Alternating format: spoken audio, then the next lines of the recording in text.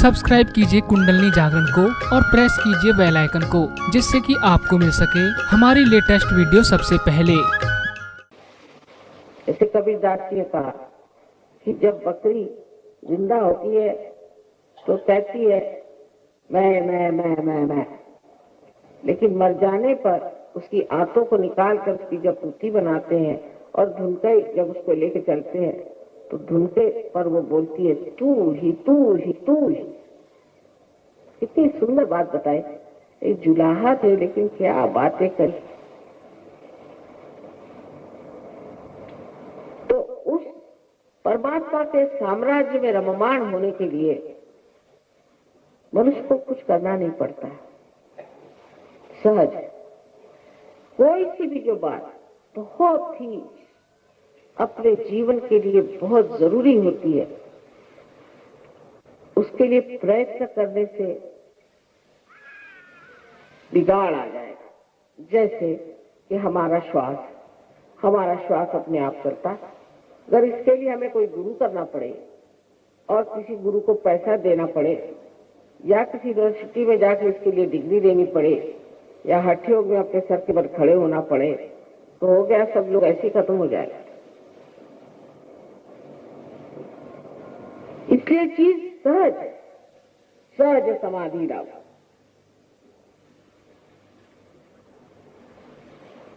और वो जो सहज चीज है उसको अगर आप सीधे से समझ ले तो अपने अंदर त्रिकोणाकार अस्थि में कुंडलिनी नाम की शक्ति है।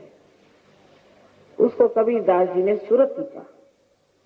लेकिन इंसान हर चीज को इस तरह से बिगाड़ता है कि जिस बिहार में इतने बड़े महात्मा हो गए वहां तंबाकू को सुरति कहते हैं। इंसान को कोई चीज दे दो तो उसका बिगाड़ करने में इंसान के बढ़ते तो कोई है ही नहीं, तो उसको सुरति कहते हैं बिहार। तंबाकू को सुरति कहते हैं। सुरति चढ़े कमान। सुरति माने कुंडलिनी जो है वो ऊपर जब चढ़ती और वो षट चक्र को भेद करके और इस चराचर में जो ये परमात्मा की प्रेम की शक्ति है उससे एकाकार होती है, वही असल में योग है। और बाकी जो योग है वो उसका कुछ बहाना सा लगता है। योग माने संबंध हो जाना, कनेक्शन हो जाना। और ये आपके त्रिकोणाकार अस्थि में बैठी। इस अस्थि को अंग्रेजी में सेक्रम ऐसा कहते हैं। इसका मतलब है कि ग्रीक के लोग इस चीज को जानते थे कि ये सेक्रेड है, ये पवित्र है, ये हड्डी पवित्र है। और सहयोग में आप अपनी आंख से देख सकते हैं कि किसी किसी में जहां पर कि ऊपर का चक्र में कोई दोष हो तो ये कुंडलिनी ऐसे जोर से स्पंदित होती जैसे कोई हृदय हो। हड्डी जो है वो हृदय के जैसे स्पंदित होने लगी। और ये 3.5 कुंडलों में बैठी हुई शक्ति है और अनेक तागों से, जैसे कि अनेक बाल के जैसे बारीक बारीक इसके तागे होते हैं। और ये बीचों बीच की जो ब्रह्म नाड़ी है उसमें से बहुत सुंदरता से ऊपर चली आती है। और जब ब्रह्मरंध्र छिप जाता है तो आप ही के मस्तिष्क में से, सर में से, यहाँ से तालू में से आपको आश्चर्य होगा कि आप ही महसूस कर सकते कि ठंडी ठंडी हवा आ रही है। हाथ में भी ठंडी ठंडी हवा आ रही है। आदि शंकराचार्य ने भी कहा है सलीलम सलीलम। उस दशा में जाकर के वो कहते हैं न योगे न सांख्य न, किसी भी चीज से नहीं, ये तो माँ की कृपा से होता है, क्योंकि वो तंग आ गए लोगों से झगड़ा करता है। सो ये आपकी माँ है और ये हरेक की अपने अपनी अलग खास वैयक्तिक, हरेक की अपनी अपनी अलग ऐसी माँ है जो आपके बारे में सब जानती है। आपने कहाँ कहाँ खोज की, आप कहाँ कहाँ भटके, आप में क्या अच्छाइयाँ हैं क्या बुराइयाँ हैं, लेकिन माँ होने के कारण वो क्षमा कर देती है और आतुर है कि मेरे बच्चे को मैं उसका जन्म कैसे दे दूं। इस कुंडलिनी के जागरण से ही दूसरा जन्म होता है, दूसरा कोई और तरीका आत्मज्ञान का नहीं है। ये कुंडलिनी 6 चक्रों में उठती है और ब्रह्मरंध्र को भेजने के बाद आपको खुद ही महसूस होता है चारों तरफ ये ठंडी ठंडी हवा आ रही, सर में से भी ठंडी ठंडी हवा आ रही। पर यह तो सिर्फ एक बाह्य की देखने की चीज हुई। कुंडलिनी के जागरण से आपकी बीमारियां ठीक हो जाती हैं। इसकी सिद्धता तो आपकी दिल्ली यूनिवर्सिटी में ही हो गई, क्योंकि दिल्ली यूनिवर्सिटी ने इसे मान्यता दी और यहाँ अभी 2 डॉक्टर ने एमडी प्राप्त किया। उन्होंने इस पर रिसर्च किया और वो हैरान हो गए कि एक आदमी जो सहयोग करता है और जो सहयोग नहीं करता है, उसके शारीरिक सौष्ठव में भी, उसके शारीरिक शक्ति में और दूसरे आदमी के शारीरिक शक्ति में ही बड़ा अंतर है। और भी जो साइकोसोमैटिक जो कि असाध्य रोग हैं उस पर भी मेहनत की गई है और उस पर भी देखा गया इससे असाध्य रोग ठीक होते हैं। तो आप ही के अंदर आपकी शक्ति है और आप ही के अंदर आपकी दवा भी है और आप अपनी ही चीज को प्राप्त करते हैं। इसमें हमारा कोई लेना देना नहीं पड़ता, कोई भी लेना देना नहीं, सब आपका अपना है। जब आप अपनी ज्योति को प्राप्त कर लेते हैं तो आप भी दूसरों को जागरूक कर सकते हैं और आप भी दूसरों को ठीक कर सकते हैं। आप भी उनकी बीमारियां ठीक कर सकते हैं, क्योंकि जैसे जागृति होती है बीमारियां ठीक हो जाती हैं। बहुत सारे असाध्य रोग सहयोग से ठीक हुए हैं इस 19 साल में हमने देखे। लेकिन अधिकतर बीमार लोगों का ऐसा हाल होता है कि जब तक ठीक हुए बस वहां भाग खड़े हो जाते। वो ये नहीं सोचते कि हमें प्रकाश मिला है तो हमको भी दूसरों को देना चाहिए। तो परमात्मा भी ये सोचते हैं कि ऐसे लैंप जो जलने नहीं वाले तो उसको ठीक करने से फायदा क्या। और दीप जला के कोई टेबल के नीचे नहीं रखता है, उसको ऊपर रखना चाहिए जिससे दुनिया को फायदा हो। दूसरी बात, जो मानसिक क्लेश, मानसिक तकलीफें जो हमें होती है, इस तरह से बहुत से लोग हैं उन्हें डिप्रेशन आ जाता है, साइकोलॉजिकल, कोई होते पागल हो जाते हैं और बहुत से लोग ऐसे होते हैं कि जो मेस्मराइज रहते हैं, इनको समझ नहीं रहता क्या करें क्या न करें, चीखते हैं चिल्लाते हैं। ऐसे लोग भी सहयोग से बहुत से लोग ठीक हो गए। लेकिन सबसे तो कमाल हुई है कि सबसे कमाल तो हुई है कि जो लोग ड्रग लेते हैं, विलायत में हजारों सहयोगी हैं, हजारों, 30 देशों में ये कार्य हो रहा है और बहुत से लोगों ने आज आत्म साक्षात्कार को प्राप्त किया और कल से छोड़ दिया। आपके दिल्ली शहर में भी बहुत से लोग जो शराब पीते थे, बहुत ज्यादा शराब के बगैर चैन नहीं। मैं नहीं कहती आप शराब मत पियो, नहीं तो आधे लोग उठ के चल जाएंगे, लेकिन थोड़े हमारे गली में आइए तो शराब छूट जाएगी अपने आप। मैं कभी नहीं कहती, क्यों कहें, जबकि कहने से लोग भाग जाते तो बेहतर है न कहें। अगर कोई आदमी अपने हाथ में सांप लेके खड़ा है, उससे कहो भाई तेरे हाथ में सांप है और अंधेरा है, वो तो जिद्दिया जाएगा, नहीं सांप क्यों है, आप कौन से बड़े समझाने वाले, रहने दीजिए अपनी अकल। उसी वक्त आप लाइट लगा दीजिए, फौरन सांप छोड़ देंगे। ऐसी चीज, क्योंकि मनुष्य स्वतंत्र हो जाता है असली माने में, उसको किसी भी प्रकार की चीज दबा नहीं सकती। कोई भी आदत उसके व्यक्तित्व को अपने मुट्ठी में नहीं ले सकती। ऐसा आदमी अपनी स्वतंत्रता में, अपने गौरव में खड़ा रहता है। उसको किसी चीज की ना गरज रह जाती है, ना किसी का भय रह जाता है। वो अपने मस्ती में रहता है। जैसे कि कबीरदास जी ने कहा कि फिर मस्त हुए फिर क्या बोले। आज न जाने क्यों कबीरदास जी की बड़ी याद आ रही है।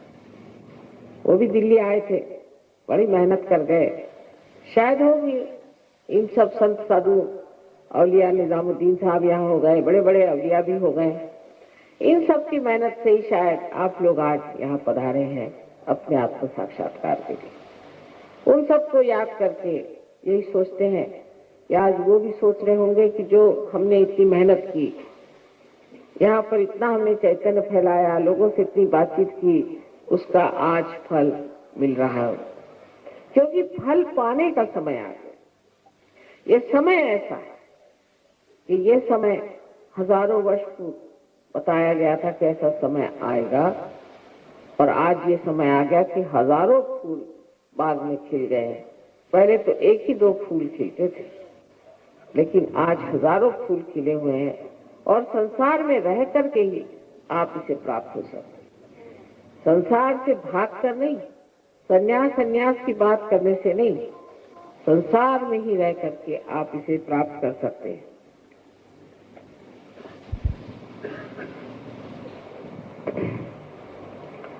और जिसको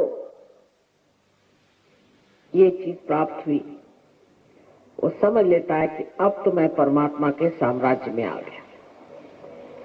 क्योंकि हर तरह की कृपा, हर तरह का आशीष उस पर बरसता है। कोई आपको दुख देने की अपने शरीर को जरूरत नहीं, अपने को तकलीफ देने की जरूरत नहीं, उपास करने की तो बिल्कुल जरूरत नहीं। अगर आपको अपनी माँ को सताना हो तो आप उपास करें। पता नहीं कहां से ये उपास की विधि निकाली कि तुम तो सारा उपास करो और पैसा सब हमें दो। ऐसी कोई भी विधि आपको करने की जरूरत नहीं जो असहज है। सर्वसाधारण गृहस्थी में ही रहते हुए आप इस चीज को प्राप्त होते हैं। आपके गृहस्थी के भी प्रश्न टूट जाते हैं, आपसी रिश्ते अच्छे हो जाते हैं, और एक नवीन तरह की एक शय आप बन जाते हैं। लेकिन हम तो कहें कि ऐसी तो पूरी जामात की जामात तैयार हो रही है। बिस्मिल्लाह खान साहब आए थे स्विट्जरलैंड में, उन्होंने देखा वहां पे यूरोप के सारे सहयोगी बैठे थे, एक कान से उनका सुन रहे थे।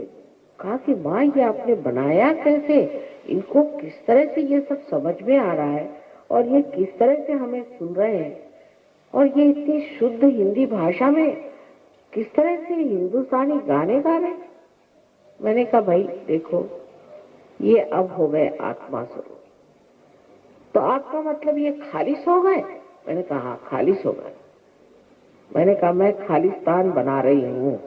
तो कह ले वो लोग क्या बना रहे हैं? मैंने कहा उनसे जाके पूछो, ये खालिस्तान जहाँ लोग खालिस हो गए। इसी का वर्णन किया गया है, जो बताते हैं इसी का वर्णन किया गया है। और सारी दुनिया की जितनी भी परेशानियां हैं, जितनी भी आफतें हैं, वो मनुष्य ने ही बनाई है। इसलिए उसके परिवर्तन की बड़ी आवश्यकता है, बड़ी जरूरत है।